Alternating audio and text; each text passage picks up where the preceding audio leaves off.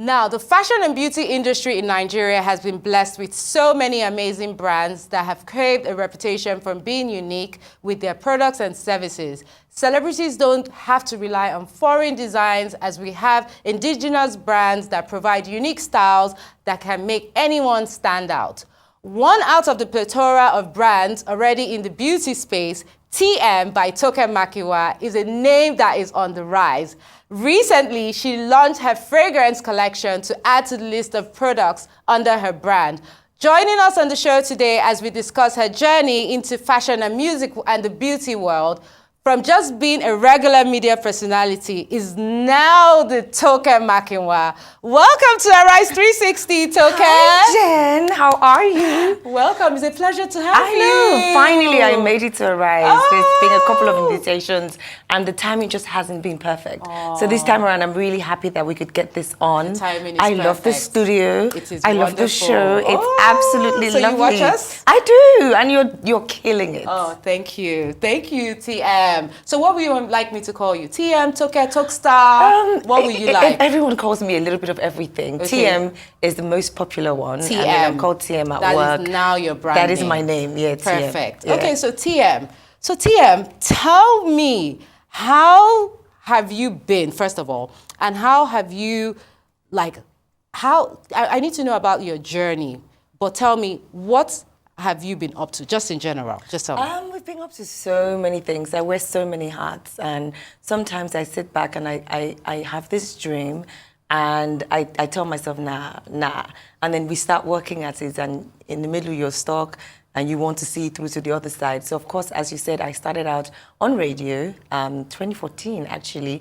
Shout out to Ike Osaki-Odua, who gave me my first break on radio. He taught me yeah. Was he the one that got you the job? No. So I'd been on radio when I was 19, turning 20, for a brief stint. It was on Cool FM had just opened then, and there was this teenage show. The late Tosin Buckner was on it, and another guy, I don't remember his name, he's also late. So three of us anchored this teenage show that was about sex, drugs, and rock and roll, right? And after that, I went on to uni, got a degree, and kind of just left that side of my life, even if I always wonder what life would have been like if I continued on that path. And then many years after, I was working at the bank. I was frustrated, tired. I did not like that job.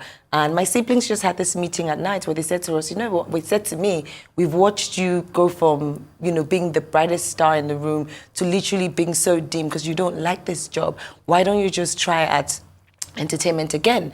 And then I remember going to Cool FM, I went to Radio FM, and Rhythm FM was actually doing auditions at that time. So IK conducted my audition and Omaliche actually, and then IK groomed me. He taught me every single thing I know about being a broadcaster. So I wouldn't be where I am today. That's wonderful. So how long did you work there for, and how was your experience at 93.7? 12 years. 12 years? I mean, Wait, and it was the morning show. The morning show. So what time did you have to wake up for that? Girl, 5:45. Oh my God. I had to be at work at 5:45. So I woke up each morning at 5 a.m. was out of the house at 5:30 and got to the station at 5:45 because you go on air for the very first time at 6 a.m.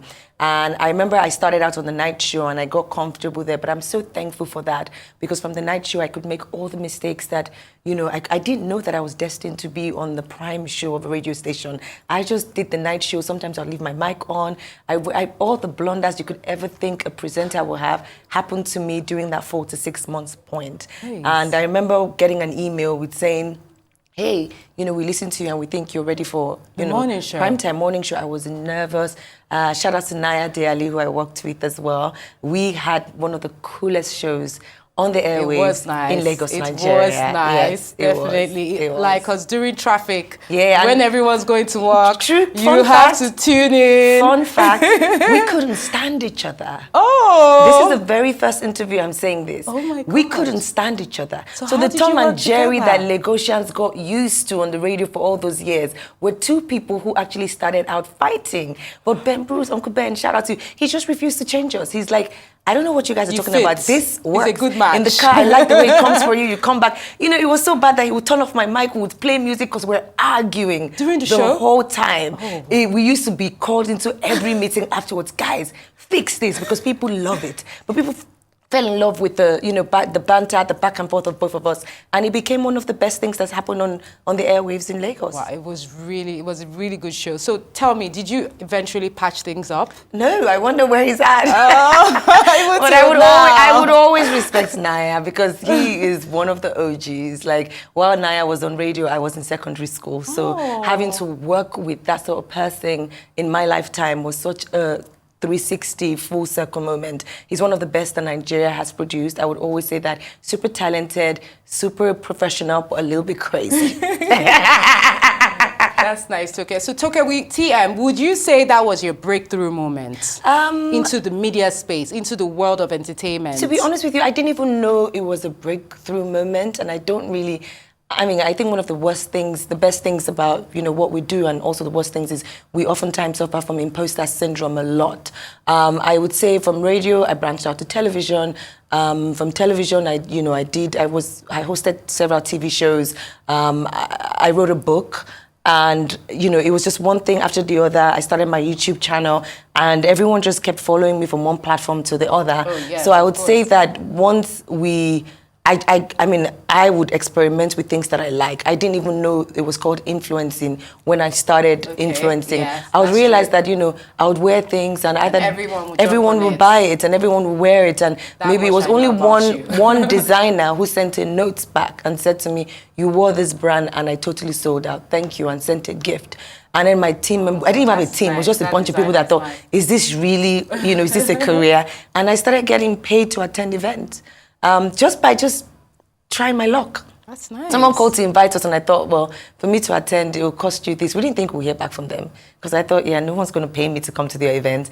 And they called back and paid. Wow. And I realized that it was beginning of a pop culture that was only just awakening here, but has always been around the world. So I'm super excited. It's actually a career that you can earn income from. It is, yes, from building a brand, yes. That's nice. Yes. I like that. So wait, let's talk about, back to your book, one of your big ventures that you started off as an entrepreneur. Yeah. You launched that in November 2016. Yes. So obviously it was very controversial. It broke the internet, It literally. did. Tell me about this, and how did you deal with that? What was your experience with that? I think, I always shared this, that I'd always been told, I don't like to use the word religious, I'd say spiritual. And I believe one of the strongest things about me has always been my relationship with God. And prior to that whole incident happening, a year before, someone had come to the radio station to see me. And after my show, I sat with her and she says, "Have you thought about having a book?" But she was talking about a coffee book. And I think Rihanna had just had one at that time where, all your pictures from events can be in this coffee book, and people can buy it and actually use it to style their homes or their offices. Nice. That's a good idea. It was a great idea, but I wasn't so convinced, because for me, it has to be authentic and it has to feel natural and come from a place of relatability, which is what I think my brand has been built on. So when I went through that crazy storm, I still didn't think that I was going to write a book. But I remember one night I was brushing my teeth to go to bed, and I heard the voice say, "I told you were going to write a book. Now everything you're going through, you're going to put it in this book, and someone somewhere is going to read it and draw strength from your strength." Definitely. I didn't think I was strong. I just thought I had to wake up every day to go to work, deal with the lemons that life had given me. I wasn't trying to make them into apple juice or lemonade. I was just trying to survive. So on Becoming, were you were very open about everything? I've always been open. Well, you're open and honest as Yes. well. So, you didn't mind sharing those details? Some details in the book? To be honest, I'll do it all over again the way I did it. Okay. Because I feel like regrets is so exhausting. And sometimes, I think when I knew that my job had been done was, a couple of emails you would get. And, there was a guy who reached out to me, I think this was about 2017, and said he picked up my book and he had never read it, but he had this flight to catch and he thought to start reading it. And he had been in this relationship, for a minute, and he was really, really bad to his partner. And reading my book made him have a change of heart. And that for me was like, if one person could get a revelation, then my job here is done. I had no problems with sharing because, it's my life. And, someone can draw strength from things that people would call shame or things that people will think are not conventional, I'm okay to be the guinea pig. It's fine. Definitely help others. Yeah, I mean, that's why we're here. Yes, exactly. So now let's talk entrepreneurship. Yes. You created your fashion brand, Toke Makinwa Luxury, where you sell bags, scarves. How did you come about that, and how is that going? To be honest, I love with your you, bags, by the way. Thank you. How is it going? It's going really well. Okay. I'm super excited. I did not even think that Nigerians and Africans, because I'm really excited when I'm on a plane and someone from South Africa is rocking a TM bag, or someone from Kenya. I didn't even know I had a following there. But it's really humbling to see that they are actually watching, and there are people who will put their money where their mouth is. A friend of mine actually who had always said to me, you know, you wear this, it sells out, you do this, let's create a business out of it. And with every single opportunity she brought my way, let's do t-shirts, let's do this, I wasn't really connecting. But when we talked about bags, I thought, you know what, I can do this because I like bags. Yes. And then we got together and started the business together and grew together. We went from people calling our bags science school project. Oh my God. Who says that? No, because I'm the first to admit that my first collection of bags were terrible. And as an entrepreneur, your first collection of bags. I mean, the very first ones. Okay. We made a lot of mistakes. We fell forward, but at least we fell forward and we could get up and learn from those mistakes to create things that people have now come to love. Okay. So I always tell people who are in entrepreneurship or who are starting a business, you know, don't worry about it being so smooth at the beginning. Exactly. I'm grateful that all the hiccups started at the beginning because we could recover. I cried myself to sleep many nights, you know, but then the thing about me is I'm such a fighter, I never give up, and we'll always go back to the drawing board and take the feedback that were constructive.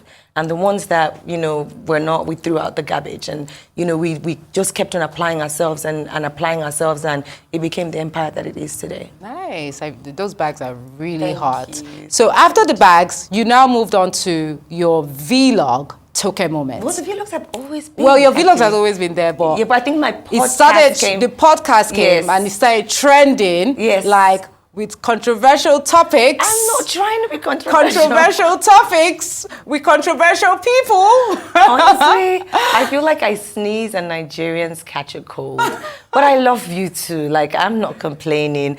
I feel we talk about things that everyone talks about. You at the salon, you talk about, you know, with your friends behind closed doors. But we live in a very hypocritical society where everyone comes out and acts like, you know, those are things you shouldn't say in public. But I mean, we're comfortable and we're growing, and I honestly have the best time on my vlogs because then I can be who I want to be, and I can, you know, air my opinions about anything I want to air, and Nigerians are always coming at me for it. So what makes your podcast different? I think it's just the honesty. You know, I don't think that people are quite used. Now there are quite a number of podcasters who are also that honest. And with me, you get that. I've always built, my brand has always been built on, you know, just this is me. I've never tried to be someone else. And guess what? It hasn't always worked. But even when it doesn't work, you know, you don't kill yourself, you pick yourself up and you try again, right? Exactly, exactly.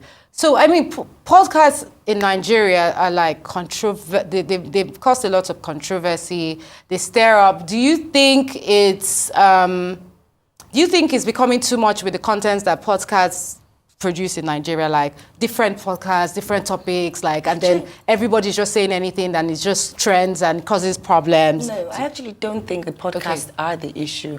I am also a journalist, and I would have a frank conversation here. I feel like the media plays a lot into these controversies you're talking about, because for every clip you see, there is a story and a story after. But they pick the ones that they want to, you know, trend because they believe in the clickbait. So if they say this person said men are crazy, everyone's going to click on that. But they're not going to go to watch the 15 minutes clip that says some men are crazy, and sometimes men can act crazy. But they focus on that, she said men are crazy. So obviously, that's what everybody wants to hear. It's like a crash happening on the road. You see people parking their cars, videoing. They love a crash site, you know. And unfortunately, it's happening around the world, not even in Nigeria alone. It's very disappointing to see that there's no fact-checking when it comes to journalism now. Everyone wants to be the first to break the news. Everyone wants to be the first to have 1,001 people on their site. Even the world huge media houses get their news from social media. So when that is happening, there will always be things like this. Exactly. Yeah. You're right about that. So moving on from your vlog and your podcast, let's talk about your perfume line. Yes. You own Toke Makinwa Beauty, and you recently just had an event to launch this. Before I take to my next question, let's take a look at this event video on Toke Makinwa Beauty.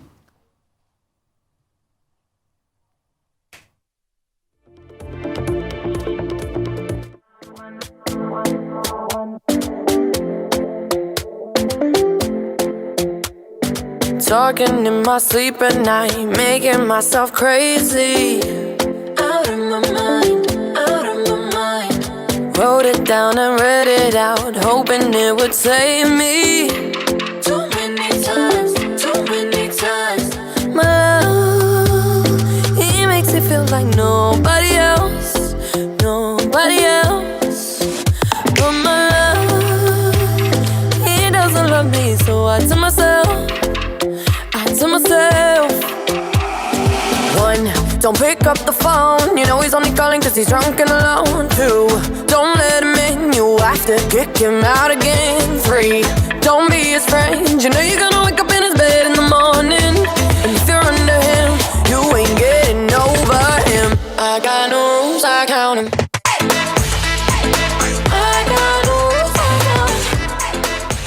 Wow, that looked like so much fun. TM. Oh my God. Tell us about the event and tell us what inspired you to having a fragrance brand. I've been working on this for 3 years. I've always been a scent girl. I remember my very first perfume that did the trick, that converted me into the world of fragrance. It was Victor and Rolf Flower Bomb. Aww, I was gifted that perfume in that's uni. such a classic. And every time I walked into class, people would be like, what are you wearing? You smell nice. And that just did something to my self-esteem. You could be having the worst day ever and you just get a compliment like, you smell nice. You're definitely going to light up and smile. 100%. Even when I was on the radio, I remember Uncle Ben would be in like, you know, management meetings, and Uncle Ben would be like, Toke is around, and they're like, how do you know? He says, I can smell her. That's what he would greet me every morning with a big hug and say, you smell really nice. Oh, that's good. So I'm the girl who would be on a fragrance floor for 3 hours, just smelling and picking notes and just wanting to, you know, just try something I haven't tried before. So I had this crazy idea 3 years ago that I was actually going to create my own fragrance line. It was tough. It was one of the hardest things I've ever done till date. I had so many doors slammed in my face. I had so many, this is the one. I went to bed, I woke up the next day, I said, this is not the one. The process of even creating is nerve-wracking and so challenging, but I'm so happy that I saw it at the end. This event had me so emotional because I remember the times when I thought I was just going to quit and just not do this anymore. And I'm super, super excited that I did not quit and I saw it to the end. Nice. And it's only the beginning. Nice. I'm so excited for you. Perfume is definitely my thing as well. I know. You smell great. When Ooh, I do. Like, don't joke with me and perfume. Yeah. So now, okay, we're going to go on a break quickly and then we'll come back to TM.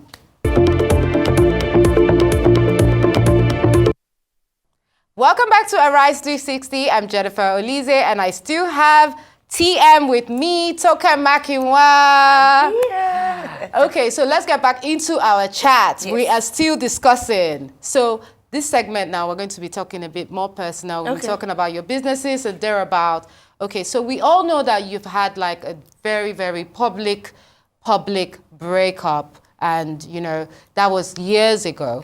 10 years. Years ago. And obviously, you've moved on. Yeah. You know, they say time heals all wounds. Most definitely. Now, how have you healed? What was the healing process for you like? And how would you tell others, young ladies out there, even guys obviously go through heartbreaks and stuff. How would you advise them to move on? And how would you encourage anyone's healing journey? I mean, healing is a day-to-day thing. I tell people, you think you're healing and something happens and it takes you right back to where you thought you had moved away from. People, it's not just in a love triangle. People heal from grief. People heal from different things that have happened to them, tragedy, trauma. We're all healing as a people, you know, trauma that we've experienced as children, things that we didn't even know were trauma till we started to see a therapist or to see a professional, which I encourage for everyone to do, because that was very, very much included in my journey. Okay, so you actually did therapy? Yeah, I am still in therapy. I encourage everyone to, essential. because you just never, working in the space that I work in, having to deal with this amount of backlash on it. If I wasn't in therapy, I might not be here. So it's necessary for you to always plug out and, you know, plug into sources that light you up and renew you and just make you a better person. For me, it happened, 10 years ago? We've all grown from that. Yes. I never thought I would go through a divorce, but that happened. It wasn't anything that, nobody wants to go through that. Everyone who gets married wants to stay married, to the best of my knowledge. Of course. You know, but life happens, you know, and then it's what you do with it. Life will always visit you. We're not the sum of what happened to us. We're the sum of how we reacted and how we ran with what happened to us. Because you can't keep crying about being left in the rain. At some point, you have to literally look at the resources that you have and pick yourself up, because life is not going to stop for anyone. So I'm so grateful for my journey. It hasn't been easy. I've been through things that would sink a lot of people, but I think that through the journey, God has always taught me lessons that, you know, I could add to the next phase of my life, which has come in very handy. So I'm grateful for it all. There's always something to learn. Yeah, I'm grateful for it all. I can tell you, you're very brave and you're very strong. Thank you. And you handle it with so much grace. I try. So now, the rate of marriages in Nigeria, the rate of it failing has been on the rise. What do you think the cause of this problem is currently? I think we're a generation filled with lots of trauma. I think we're also a generation that, you know, lacks the basic communication skills. Oh my. We would rather scroll through our phones and talk, you know, to strangers who we don't know than to validate the feelings of people who are in our lives.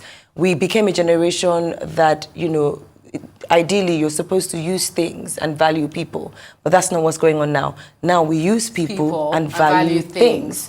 And as long as that is happening, this is the case, it would always happen. People have pride, ego, you know, you think everyone is replaceable. Not everybody is replaceable. Exactly. Do you know what I mean?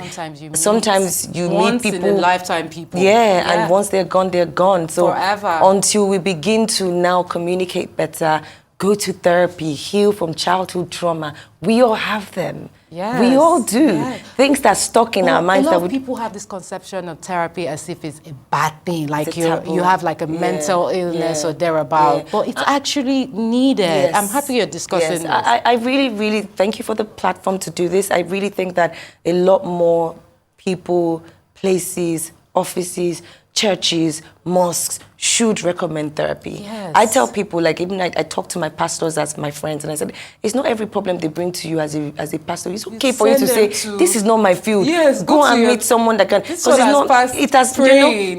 Go for analysis and talk. Sometimes all you need to do is just even talk. Say it out loud. Yes. And how you feel always changes. Once you let it out, it's amazing how, you know, it feels like a burden has been lifted. And it's like, I tell people, therapy is like a wound that is healing. You don't keep poking it, right? You let your skin rejuvenate, let it do what it's supposed to do.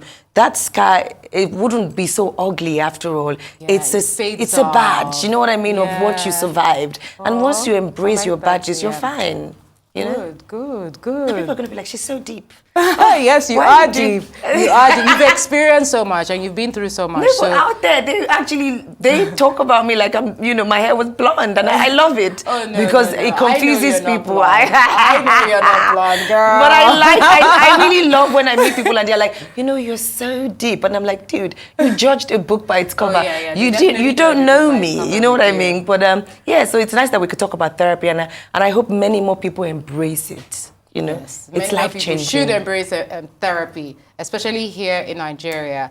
So let's talk about manifesting. I'm sure you definitely dreamt about this. You saw it coming. Like the TM from back then to the TM now is like from like 0 to 100 real quick.